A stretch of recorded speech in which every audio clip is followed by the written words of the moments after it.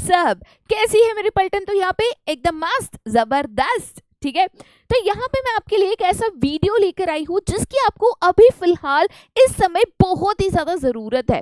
जी हाँ, ये वीडियो है on how to do your self study, जिसमें मैं कुछ ऐसे साइंटिफिक टेक्निक्स आपको बताऊंगी जो कि प्रूवन है।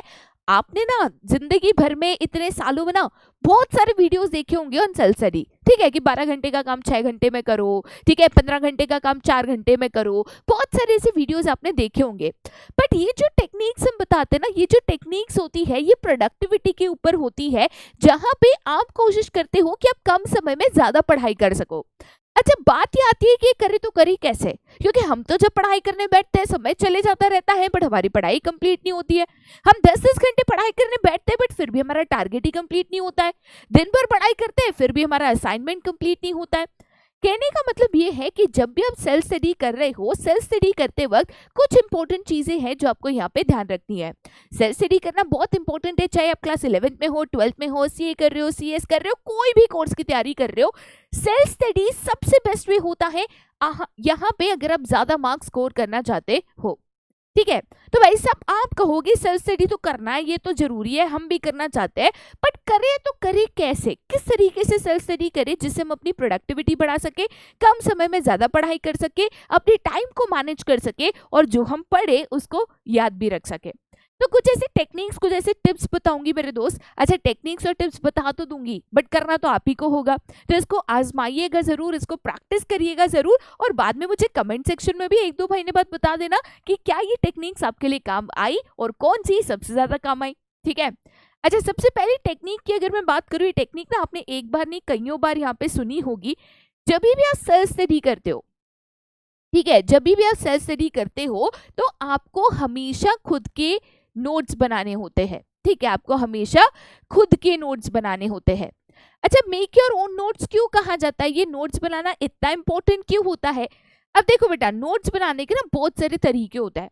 एक होता है जहाँ पे स्कूल में आप जाते हो, अभी स्कूल में टीचर्स क्या करते हैं, नोट्स बनाने के लिए डिक्टेशन करते हैं, जहाँ पे टीचर बोलते जाते हैं आप लिखते जाते हो। अच्छा, क्या इससे आप चीजों को समझोगे और याद रख पाओगे? नहीं।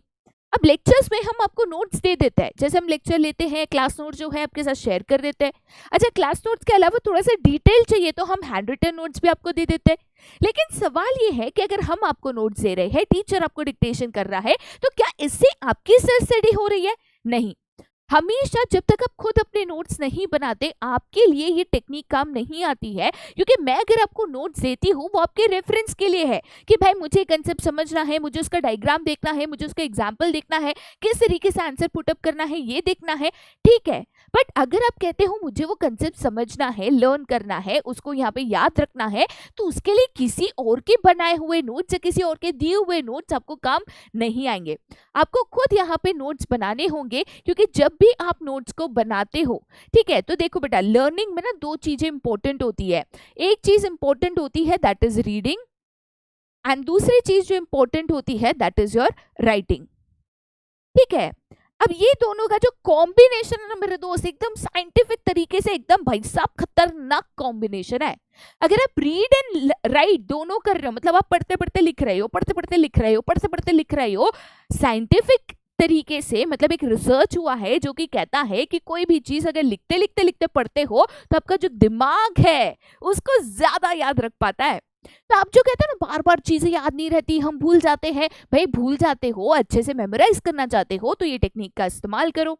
नोट्स बनाने के अपने फायदे हैं, एक तो चीजें याद जल्दी रहती है, दूसरी नोट्स बनाते हैं तो उसको बुलेट पॉइंट्स में बनाते हैं, राइटिंग स्पीड आपकी होती है अच्छी, हैंड राइटिंग इंप्रूव होती है, आंसर पढ़ तो लेते हो, लिखना कैसे है ये समझ में आ जाता है, वर्ड्स याद रह जाते हैं, साथ ही साथ आपका आंसर का फॉर्मेट क्या होना चाहिए ये आपको समझ में आ जाता है। उसके अलावा एंड मोमेंट रिविजन करना हो तो भी काम आते हैं। तो भाई नोट्स बनाने के ना बहुत फायदे हैं, और अगर आप नोट्स बनाते हो आप कोई भी चीज को ज्यादा आसानी से, ज्यादा जल्दी याद रख सकते हो। तो अगर लिखते लिखते पढ़ोगे ना तो कम समय में ज्यादा पढ़ भी पाओगे और उसको याद भी रख पाओगे, ठीक है। चलिए आगे जाते बेटा टू द सेकेंड टेक्निक, ठीक है। अब सेकेंड टेक्निक की बात करूं ना तो ये थोड़ा सा एक डिबेटेड टॉपिक है, बट इसको मैं ना ठीक से आपको समझा देती हूँ। Always have your study space, always have your study space. अच्छा, मैं जब कहती हूँ स्टडी स्पेस, जैसे हाई फंडू आपका रूम होना चाहिए, रूम में एसी होना चाहिए, पर्दे होने चाहिए, लाइट होना चाहिए, स्टडी लैंप होना चाहिए, स्टडी टेबल होना चाहिए, उसके ऊपर किताबें होनी चाहिए, सामने ग्रीन बोर्ड होना चाहिए। भाई मैं फैंसी स्टडी स्पेस की बात नहीं कर रही। मैं नहीं कह रही कि आपका खुद का ऐसे स्टडी के लिए रूम होना चाहिए, मुझे पता है वो हर बच्चे के लिए पॉसिबल नहीं होता है। पर जब मैं स्टडी स्पेस कहती हूँ, इसका मतलब क्या है कि अगर आप पढ़ाई करने बैठते हो तो आप कोशिश करिए कि आप एक जगह पकड़ के वहीं पर पढ़ाई करने बैठो।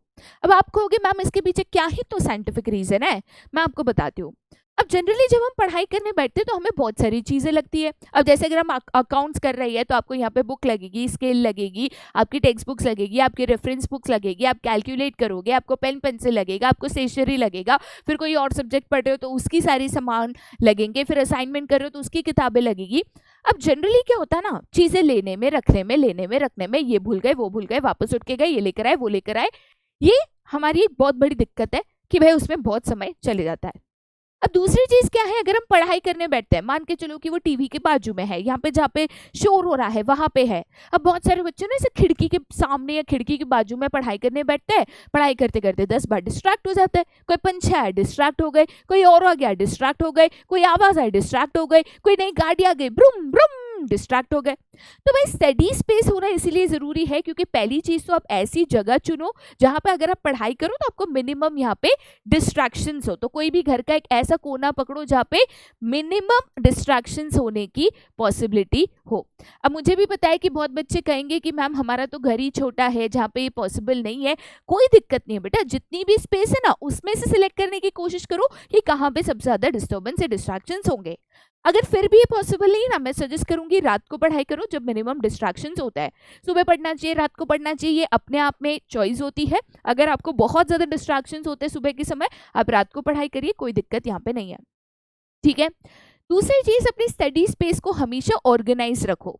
किताबें अपनी जगह पे रखो, स्टेशनरी अपनी जगह पे रखो, सो दैट जब भी आप पढ़ाई करने बैठो तो आपका 1-1.5 घंटा यहाँ पे चीजों को ढूंढने में ना चला जाए।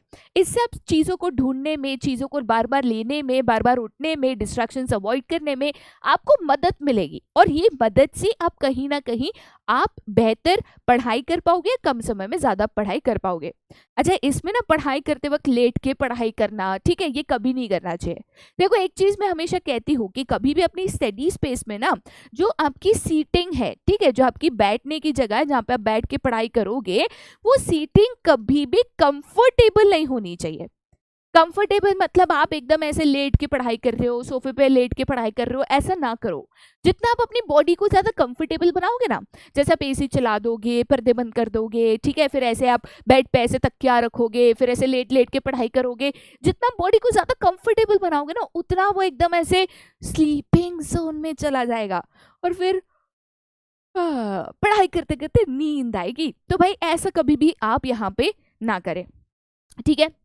तीसरा है, हमेशा ना यहाँ पे combination of techniques and subjects choose करें, ठीक है। अच्छा, बहुत बार बच्चे जो स्टडी टाइम टेबल बनाते हैं ना, अभी अपना टाइम टेबल कैसे बनाना है इसके ऊपर तो वीडियो डाल चुकी हूँ, देखा नहीं है तो जाके आप देख सकते हो, ठीक है। जब भी बच्चे अपना टाइम टेबल बनाते हैं ना, एक सबसे बड़ी गलती क्या करते हैं मालूम है? काफी बार बच्चे कहते हैं भाई ये दिन पे अकाउंट्स पढ़ूंगा, ये दिन पे बिजनेस पढ़ूंगा, ये दिन पे मैथ्स पढ़ूंगा। अच्छा, दिन में लेटेस्ट है कि आप 2 से 2.5 घंटा पढ़ाई करते हो, बहुत बड़ी एक्सपेक्टेशन नहीं रख रही कि 6-6 घंटा पढ़ाई करते हो। अच्छा, 2 से 2.5 घंटा पढ़ाई करते हो। अब 2-2.5 घंटा 3 घंटा एक ही सब्जेक्ट पढ़ते रहोगे ना, बड़ी बोरियत हो जाएगी उस सब्जेक्ट से। तो ऐसा कभी ना करो, आप हमेशा कॉम्बिनेशन ऑफ सब्जेक्ट्स रखो। मतलब 1 घंटा थियोरी करो, 1.5 घंटा प्रैक्टिकल कर लो, ठीक है, 1 घंटा इकोनॉमिक्स कर लो, तो 1.5 घंटा आप मैथमेटिक्स कर लो या अकाउंटेंसी कर लो। तो आप कॉम्बिनेशन ऑफ सब्जेक्ट्स को हमेशा एक दिन में कवर करने की कोशिश करिए। दूसरा, जब भी आप यहाँ पे दिन वाइज अपना स्केड्यूल बनाते हो, देखो बेटा मैं तो प्रेफर करती हूँ कि जब भी आप अपना टाइम टेबल बनाओ ना, मैं पर्सनली प्रेफर करती हूँ कि टाइम टेबल जो है आप वीकली बनाइए, क्योंकि भाई हर साल का या महीने का टाइम टेबल बनाओगे उसको बार बार बदलना पड़ेगा, कब कहाँ क्या हो जाएगा पता नहीं होता है। तो वीकली टाइम टेबल बनाओ।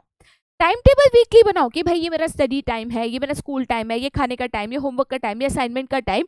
लेकिन जो आपकी स्टडी प्लानिंग है ना, रोज यहाँ पे शाम को या रात को सोने से पहले अपनी study planning for the next day यहाँ पे करा करो। कि भाई कल के दिन में ये पढ़ूंगा, ये चीज मेरी रह गई है उसको कंप्लीट करूंगा, ये चीजों के ऊपर फोकस करूंगा। स्टडी प्लानिंग में पहली चीज तो कभी भी टारगेट जितने ज्यादा सेट मत करो कि भाई वो पूरा ही ना हो पाए, डिमोटिवेट हो जाओगे। तो अगर 2-2.5 घंटा पढ़ाई कर सकते हो, बस उतने का ही आप टारगेट रखो। प्लानिंग करते वक्त कॉम्बिनेशन ऑफ सब्जेक्ट्स रखो कि भाई ये सब्जेक्ट पढ़ूंगा और ये सब्जेक्ट पढ़ूंगा, एक थ्योरी एक प्रैक्टिकल करने की कोशिश करो, या एक इंटरेस्टिंग थोड़ा सा बोरिंग करने की कोशिश करो, सो दैट आप यहाँ पे अच्छे से अलग अलग सब्जेक्ट्स के ऊपर फोकस कर पाओ। अब जब बात आती है स्टडी टेक्निक्स की, बेटा पढ़ाई करने के तो बहुत सारे तरीके होते हैं। एक तरीका होता है कि आप किताब ले लो, आप कंसेप्ट को यहाँ पे पढ़ो, पढ़ते पढ़ते हाईलाइट करो और उसको यहाँ पे आप अंडरस्टैंड करो, नॉलेज गेन करो, कंसेप्ट को समझो। दूसरा हो सकता है कि आप वीडियोस देखो, चाहे यूट्यूब पे देखो चाहे ऐप पे देखो। तीसरा हो सकता है कि आप यहाँ पे जो चीज कर रहे हो आप यहाँ पे एक तरीके से राइटिंग करो, ठीक है, मतलब आप यहाँ पे एग्जाम्पल्स लो, एग्जाम्पल्स लेते लेते आप उसको लिखते लिखते पढ़ो एंड सो ऑन। देखो कॉम्बिनेशन ऑफ टेक्निक्स आप इस्तेमाल कर सकते हो। अब जनरली मैं जब पढ़ाई करती थी, मैं जब स्टूडेंट थी तब तो इतना यूट्यूब पे सारा कंटेंट एजुकेशन आता नहीं था। तुम तो बड़े ब्लेस्ड जनरेशन हो। मैं जब मेरी नेट की तैयारी करती थी, यूजीसी नेट मतलब नेशनल एलिजिबिलिटी टेस्ट, तो इसके लिए मैंने कोई क्लास पास लगाया नहीं था। तब तो मैं नौकरी करती थी, क्लास जाने का टाइम कहाँ था। तो मैं जब पढ़ाई करने बैठती थी ना, मैं इसकी तैयारी जो है यूट्यूब में वीडियोस देखकर ही करती थी। पढ़ाई करने जब भी बैठती थी ना, मैं हमेशा एक किताब, एक पेन और मेरी जो रेफरेंस बुक्स है उसको लेकर बैठती थी। अभी मैंने आधा पौना घंटा 40 मिनट यूट्यूब का वीडियो देखा। वीडियो देखने के बाद मैं बुक लेती थी, फिर मैं उसमें सारा चीज़ लिखती थी, फिर अपने नोट्स बनाती थी, फिर 1 घंटा नोट्स बनाती थी। फिर जो 15-20 मिनट बचते थे ना, उससे मैं यहाँ पे एमसीक्यू सॉल्व करती थी। और यही एमसीक्यू सॉल्विंग से आती है मेरी next and the most important and मेरी final technique, and that is revise and practice regularly. देखो बेटा, सबसे बड़ी गलती जहां पे आप चीजों को भूल जाते हो, चैप्टर 3 पे है तो चैप्टर 1 भूल जाते हो, जब तक सिलेबस खत्म होता है आगे के चैप्टर्स भूल जाते हो। ये सबसे बड़ी गलती इसीलिए होती है क्योंकि एक बार आप पढ़ लो, आप टेस्ट दे दो, आपको अच्छे मार्क्स आ गए, फिर आप उसको 100% भूल जाते हो और आप उसको रिवाइज कभी नहीं करते। एक सिंपल नियम है जो आपको यहाँ पे अपनाना है। जितना भी आपका स्टडी टाइम है ना, जितना भी आपका स्टडी टाइम है, इस स्टडी टाइम का मेरे दोस्त 15 to 20% जो है ना वो डाल दो आप रिवीजन में, ठीक है।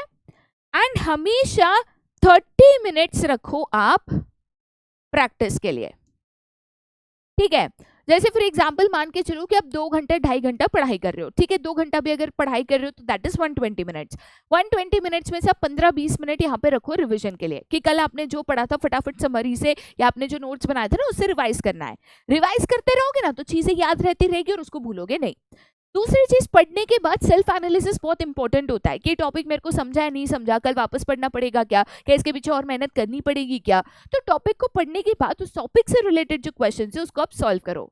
बहुत बच्चे प्रेफर करते हैं कि पूरा चैप्टर हो जाए, 2-3 चैप्टर हो जाए फिर उसके क्वेश्चन सॉल्व करें। ये गलती ना करो, जैसे जैसे टॉपिक्स खत्म होते जाए उसके ऊपर क्वेश्चन सॉल्व करते जाओ, जिससे आपका टॉपिक भी हो जाएगा, आपके क्वेश्चंस भी सॉल्व होते रहेंगे। और ये जब आप कॉम्बिनेशन करते हो ना स्टडी टाइमिंग में, कि आप रिवाइज कर रहे हो, फिर आप पढ़ाई कर रहे हो, फिर आप वीडियो देख रहे हो, फिर आप लिख रहे हो, फिर आप प्रैक्टिस कर रहे हो, तो बोरियत नहीं होती है। एक ही चीज जब कॉन्स्टेंटली करते जाते हो ना, तो बोर हो जाते हो और फोकस चला जाता है, कॉन्सेंट्रेशन चला जाता है, जिससे आपको चीजें याद नहीं रहती। तो भाई अगर आप भी सेल्फ स्टडी करना चाहते हो, आप भी चाहते हो कि कम समय में आप ज्यादा चीजें पढ़ सको, आप भी चाहते हो कि आप रिवाइज करो, चीजें आपको याद रहे और एग्जाम में आप 100% आंसर को करेक्ट लिख कर आओ, तो इसके लिए ये टिप्स आपको जरूर आजमानी है। कभी भी स्टडी रूटीन होना कंपलसरी होता है, वीकली आपका स्टडी रूटीन होना चाहिए, डेली की प्लानिंग होनी चाहिए कि भाई कल हम क्या करेंगे और कैसे करेंगे। Everyday start your study routine with revision and and your study routine with practice questions. ये चीजें पता है, छोटी छोटी चीजें मैं आपको बता रही हूँ, इसको आप 1 महीने तक करो, ठीक है। मैक्सिमम 1 महीने तक आप करो, 2 हफ्ते में वैसे तो पता चल जाता है, बट फिर भी एक स्टेबिलिटी के लिए 1 महीने तक ये चीज को करो। करने के बाद मुझे कमेंट सेक्शन में बता देना कि भाई क्या इससे आपकी स्टडी रूटीन या सेल्फ स्टडी में कोई इंप्रूवमेंट आया, और सच बताना। बाकी ये वीडियो जो है यहीं पे एंड कर रही हूँ, तो पढ़ते रहिए, मुस्कुराते रहिए और ये टिप्स को जरूर आजमाइएगा। आज के लिए यहीं पे tata bye bye, see you and take care.